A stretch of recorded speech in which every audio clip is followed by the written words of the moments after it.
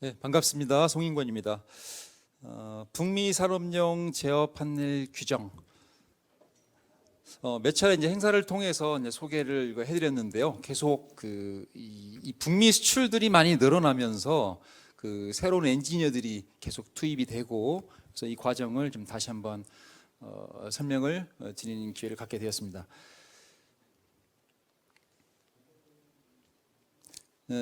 국제 기준으로 해서 설치 표준과 제품 표준을 이제 비교를 해드릴 텐데요.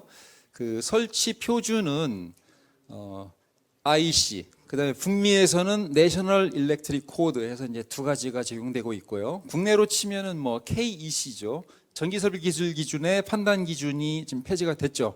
그리고 그걸 대체하는 KEC가 지금 발효가 돼 있는데, KEC는 여기에는 IEC 20364를 기반으로 국제 교준을 채택한 표준입니다.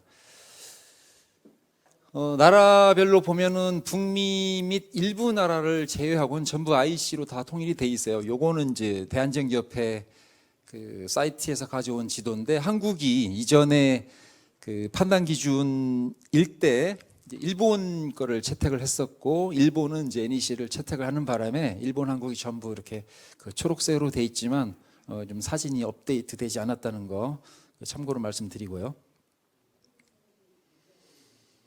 미국은 전기 관련된 표준 및 단체가 상당히 복잡합니다.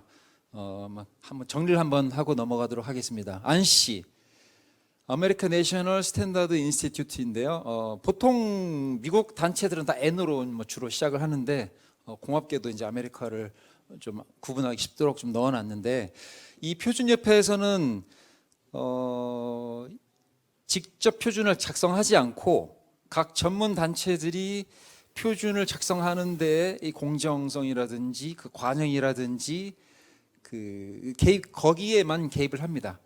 그 내용들은 예를 들면 이제 IEEE라든지 NFPA라든지 이런 UL이라든지 이 단체가 작성한 표준들 중에서 이 괜찮은 것들 혹은 국가 표준으로 채택을 해야 될 것들을 선발을 해서 인증을 해주고, 이런 절차를 ANSI는 이제 해주게 되는 거고요.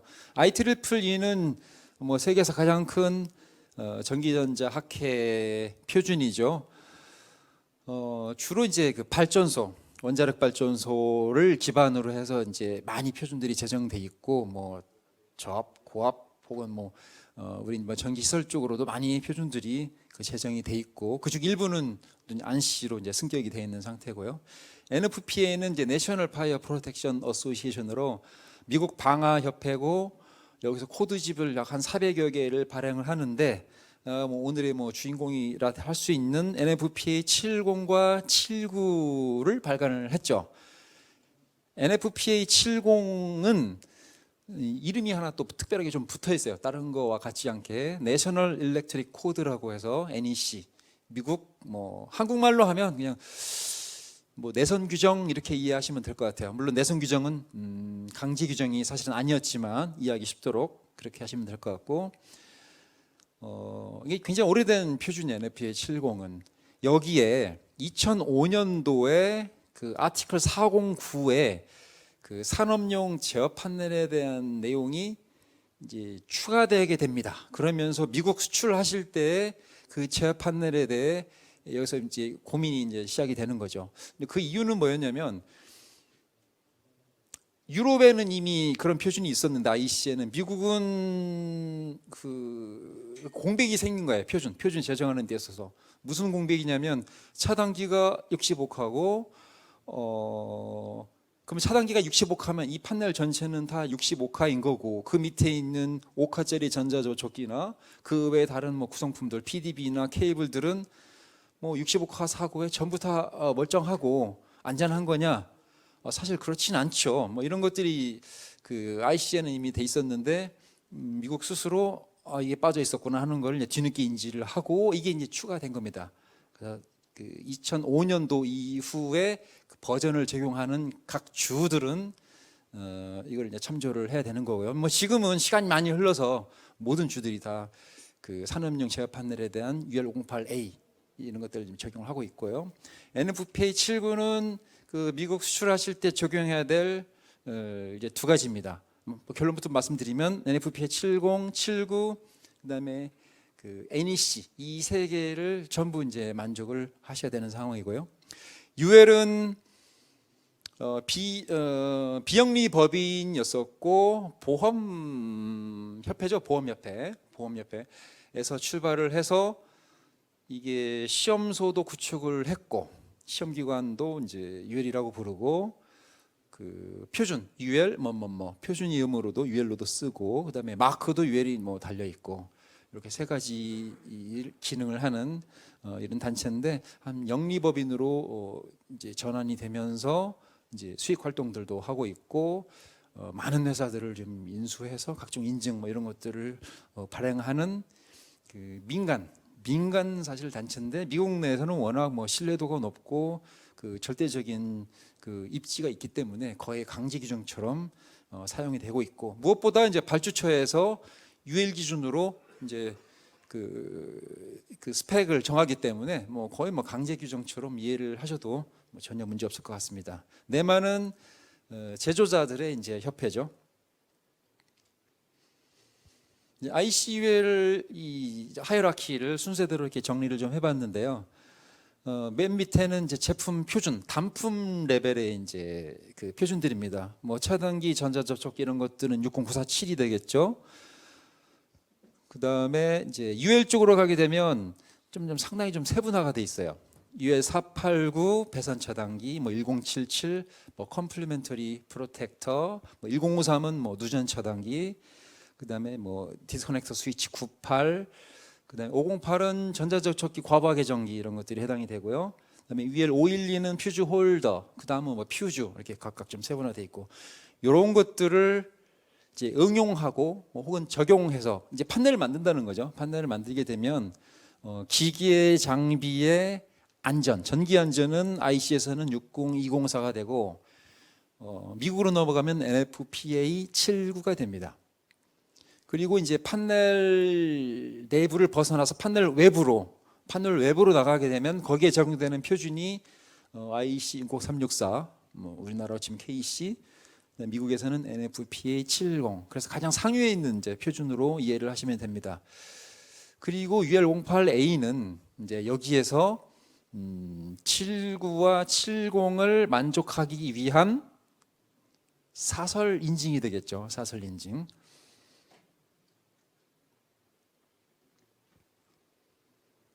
그래서 설치 표준을 검토를 하셔서 미국의 NEC, 뭐 캐나다의 CEC, 멕시코의 MEC 그 표준에 따라서 일단 뭐 그 메인 차단기의 전격들, 뭐 케이블 굵기 이런 것들을 이제 선정하시게 되고, 뭐 단락 핫수 이런 것들 선정하시게 되고, 그다음에 뭐 제품 표준대로 적용을 하게 되면 뭐 감리협회에서 감사하고, 그다음에 이제 보건공단에서 사고 시에 나와서 이제 뭐 단속하고 이렇게 이제 절차들을 거치게 됩니다.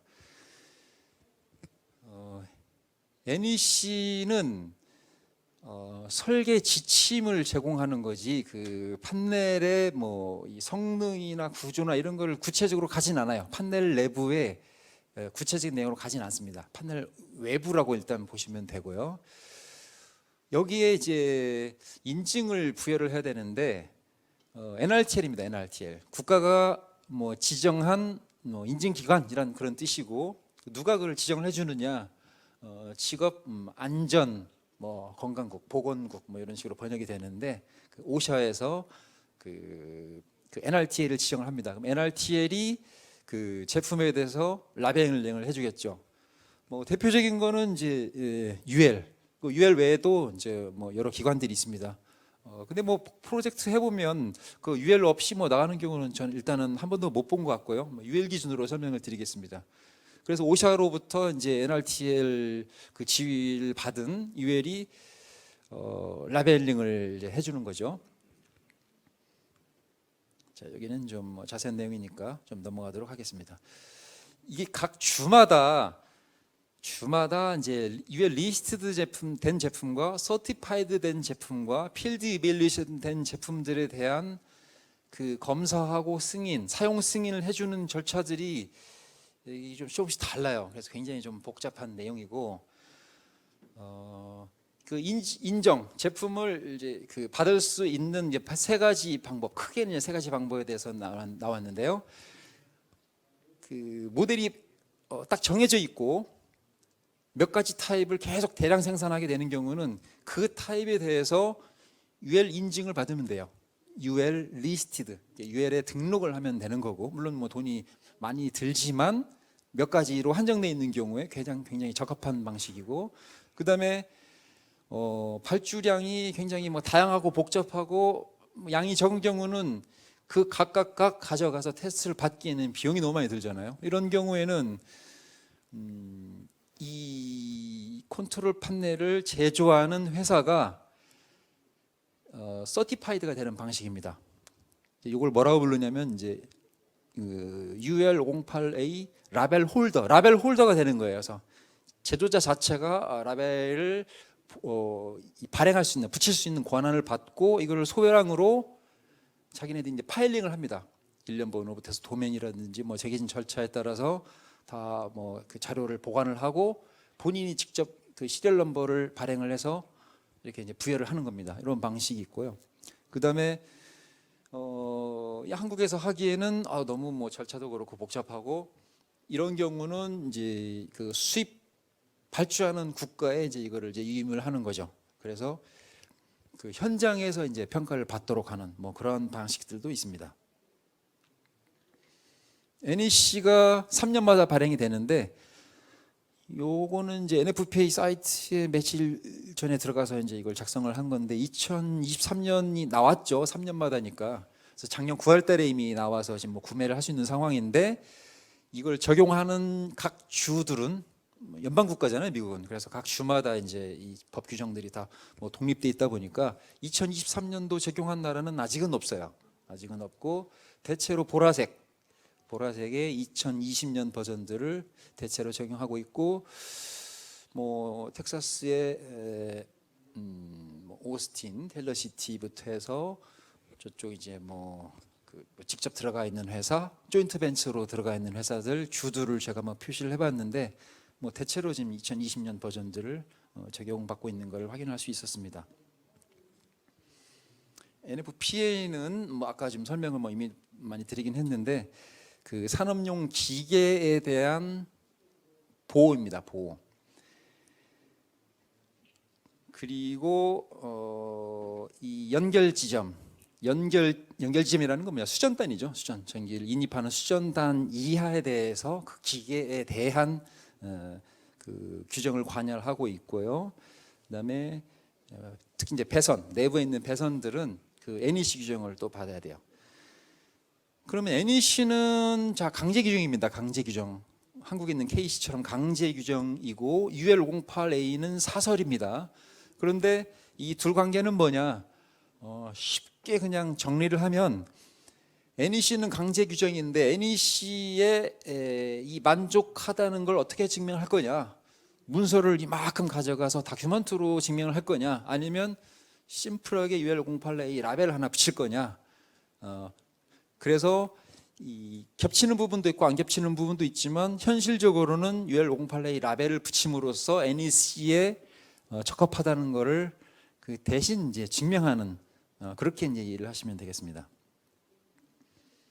판넬 내부로 좀 들어가 보면 크게 세 부분으로 일단은 구분을 하셔야 되는데, 이거를 구분이 안 된 채로 자료를 읽다 보면 막 다르게 이해가 되고 있어서, 이거는 꼭 분명히 안에 있는 모든 부품들을 전부 다 이 구분을 하고 시작을 하셔야 돼요. 파워 서킷, 뭐 전원이 흐르는 거죠. 그 다음에 물론 부하가 달리 있어야 되고, 컨트롤 서킷 같은 경우에는 제어입니다. 제어에서 부하가 없어요. 그냥 제어하는 그런 역할을 하는 거고, 이렇게 이제 구분을 이제 두 개를 하시는데, 이 파워 서킷 내에는 크게 피더 서킷과 브랜치 서킷, 그래서 이제 총 3개로 분류를 이제 하시라는 말씀이고, SCCR고 AIC 이 부분을 이제 고객분들 만나서 얘기를 하다 보면 구분을 잘 안 하시는 것 같아요. 어떻게 보면 거의 안 하시는 것 같은데, 명확하게 좀 설명을 한번 드려볼게요. 이 프로젝트는 SCCR 480V에 65카로 해야 된다. 그 얘기는 뭐냐면 480V가 들어오는 현장에 65카의 최대 65카 그 이하의 사고에서 안에 있는 내부에 있는 부품들이 모두 견뎌야 된다. 차단기는 물론 뭐 동작이 되겠죠. 동작이 되겠지만 그 내부에 있는 그 부품들이 모두 안전해야 된다. 그게 이제 SCCR입니다.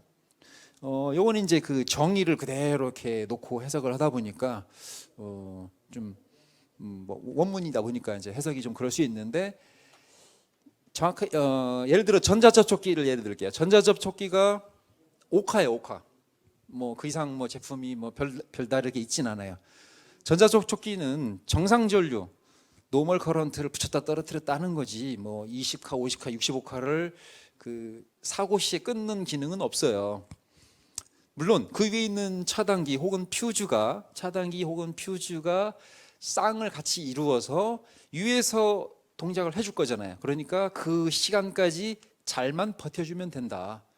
그래서 전자접촉기가 SCCR 65카를 만족한다는 얘기는 위에 있는 보호 장치와 쌍을 이루어서 트립될 때까지 잘 버텨주면 된다. 버틸 수 있는 방법은 이제 같이 조합을 해서 테스트를 하는 게 이제 뭐 가장 그 흔한 방법이고요. AIC는 뭐냐면 이제 차단기 퓨즈에다가만 적용하는 거예요. AIC. 그래서 차단기가 65카다, 퓨즈가 200카다 할 때는 AIC가 되는 거고 그 아래에 있는 부품들이 견딜 수 있느냐 없느냐를 나타낼 때는 SCCR을 하는 거고 근데 이제 UL508A 바깥에다가 이 마킹을 해줄 때는 SCCR 값을 표기를 해주게 되죠. 왜냐? 안에 있는 차단기 그 차단기 카수가 얼마냐 그게 지금 궁금한 게 아니라 그 밑에 있는 모든 부품들이 다 견딜 수 있느냐를 증명을 하라는 거고 이게 지금 미국 수출할 때 가장 큰 어려움인 거죠. 그 부품들을 선정을 해야 되는 거고 예외되는 장치들은 이제 변압기라든지 디텍터, CT, 캐피스터 그다음에 뭐 안에 내부 장착된 뭐 에어컨 이런 것들은 이제 그 SCCR에서 면제가 됩니다. 자, 세 가지로 구분했는데 첫 번째 프렌치는 부하에 가장 가까운 보호 장치까지 가장 하위 말단을 의미하는 거고요. 네 가지 기능을 요구하고 있습니다. 회로 분리, 절연 기능이 있어야 되고요. 분리 기능, 그다음에 단락 사고 시 보호할 수 있는 기능, 모터를 온오프 제어할 수 있는 기능, 전자접촉기든지 뭐 인버터든지 간에, 그다음에 과부하에서 그 보호할 수 있는 이런 내용들을 요구를 하고 있고 여기에 쓸 수 있는 부품들은 뭐 이렇게 다양하게 있습니다. 그래서 회색으로 좀 글씨가 안 보이는 거는 이제 기능을 제공하지 않는 것들이고 진한 글씨들이나 구분이 가능한 것들이 뭐 예를 들면 파워팩 P 두 번째다 그러면 아이솔레이션과 숏서킷 기능 두 가지를 제공한다. 네 가지 기능을 네 가지 부품으로 써도 되고요. 세 가지 부품은 두 가지 부품 써도 됩니다. 이런 것들이 UL508에 보면 다 나와 있어요. 타입 A, C, D, E, B는 이제 안 써서 사라졌고요. 주로 국내에서 설계를 하면 C를 많이 이제 설계를 하세요. 매우 익숙하니까. 그래서 그 반환시 특성을 가진 그 차단기, 전자접촉기, 과부하 개장기 이렇게 세 개 컴포넌트로 엮어서 왼쪽에 있는 네 가지 기능을 제공한다 하는 거고 요거는 이제 ul.com/sccr 딱 하면 요게 딱 떠요. 그러면은 요게 파일을 세보니까 36개입니다. 그래서 제조자들이 이렇게 막 섞여 있는데 빨간 전선으로 이렇게 테두리를 해놓은 게 이제 슈나이더 제품이고 17개입니다. 그러면 거의 절반이 이제 슈나이더 거고 파일 대표적인 걸 하나 열어봤어요. 하나 열어봤는데 안에 이제 또 시트가 엑셀 시트가 한 10개 정도 돼요. 요거를 쫙 한번 세봤더니 요 파일 안에 이 컨비네이션 테스트 받은 게 약 3,000개가 있습니다. 그래서 UL 파일 넘버는 하나지만 UL 파일 넘버 내에 차단기 65카짜리와 LC1D 전자접촉기 5카짜리와 과부하 개전기 5카짜리를 컨비네이션으로 테스트를 했더니 65카의 밑에 있는 그 두 부품이 안전하더라. 요게 이제 컨비네이션 테스트고 이 아이디를 이렇게 부여를 한 겁니다. 그래서 한 엑셀 파일에 3,000개. 그다음에 그다음 많이 쓰는 것도 한번 확인해 보니까 거긴 또 4,500개. 이게 이런 식으로 파일이 17개면 뭐 몇만 가지의 조합을 전부 테스트를 다 한 거죠. 그래서 미국은 이제 메이저들이 이제 활동하는 무대이고 막 후발 진입해서 이런 인증을 받거나 감당할 시간과 노력은 상당히 힘들 것 같아요. 그래서 그 메이저로 고려를 하시면 프로젝트 하시면서 뭐 어려움은 없으실 것 같습니다. 피더는 브랜치 회로의 윗부분을 얘기하는 거고요.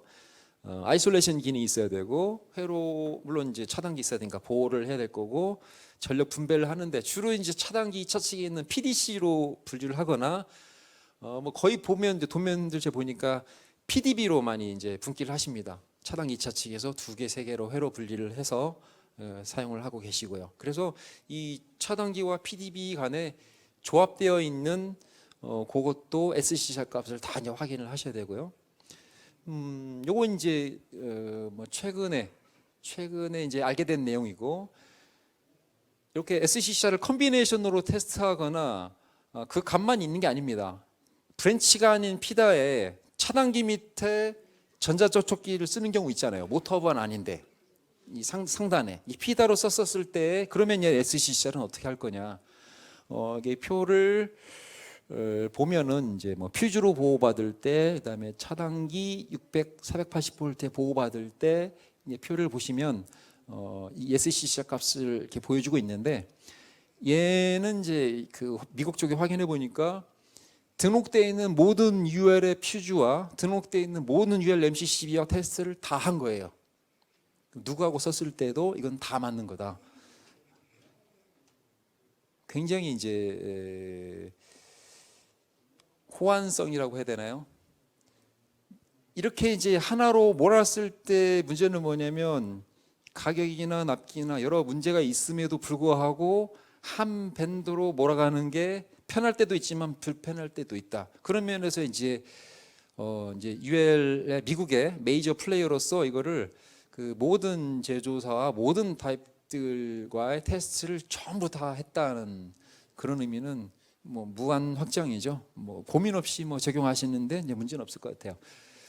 이제 SCCR을 정보를 찾는데 이제 3가지 방법이 있습니다. 세 번째는 이제 방금 소개해드린 방법이고요. ul.com/sccr 들어가셔서 제조사 찾으시고 엑셀 시트 찾으시고 그다음에 컨비네이션 모델들 전압 확인하셔서 찾는 방법이 있고요. 그다음에 기술 문서들, 뭐 카탈로그나 뭐 관련돼 있는 뭐 유저 매뉴얼 이런 데 보면 각 그 조합되어 있는 내용들이 다 나와 있습니다. 이 PDB는 상위에 있는 뭐 JFuze 뭐 무슨 시리즈와 혹은 뭐 MCCB 뭐와 조합을 했었을 때 480V 65K를 만족한다. 이런 식으로 다 나와 있고요. 그다음에 제품 라벨 혹은 제품 그 박스 내에 동봉되어 있는 그 접어져 있는 거 혹은 미국은 또 이 박스를 까면 안에 이게 다 이제 인쇄가 돼 있어요. 포장지 안에. 그런 걸로도 다 확인 가능한데 이게 이제 UL에서 정식으로 그 인정받는 방법인데 이거를 한국에서는 혹은 이제 UL 관련 인증을 취득하다 보면 카탈로그 됐고 제품에 있는 거 됐고 UL 인증서에 있는 거를 반드시 가져와라고 하고 있는 건데 그건 아닙니다. 제가 이제 확인한 바로는 이 3가지 방식으로도 다 UL 입증하는 데 문제 없고 다 통용되는 방법이라고 합니다. 이상으로 짧은 시간이었지만 UL508A에 대한 설명을 마쳤습니다. 감사합니다.